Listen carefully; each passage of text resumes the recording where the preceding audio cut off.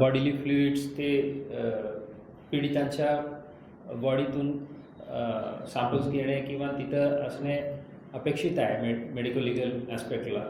So डॉक्टरला व्यवस्थित questionnaire दिलं होतं, पण डॉक्टरकडून आम्हाला स्पष्ट अहवाल आलेले आहेत. कुठल्याही प्रकारच्या इंजुरी किंवा असा फोर्सफुल सेक्शुअल असॉल्टच्या लक्षणं दिसून येत नाही आणि कुठल्याही प्रकारच्या एक्सटर्नल बॉडीली फ्लुइड्स त्या महिलेच्या अंगावरून काही सॅम्पल मिळाला नाही.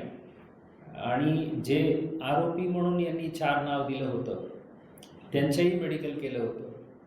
तिथंही कुठल्याही प्रकारच्या रेसिस्टन्स इंजुरीज म्हणतो ते पीडितांनी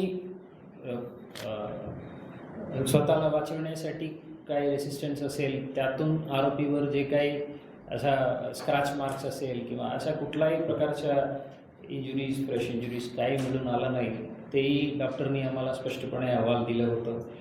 आणि जे टेक्निकल ॲनालिसिस जे आहे CCTVचे असो किंवा मोबाईल फॉरेन्सिक्स असो, त्यातून हे बियॉन्ड डाऊट आम्हाला क्लिअर झालं हे एक खोटे कंप्लेंट आहे म्हणून.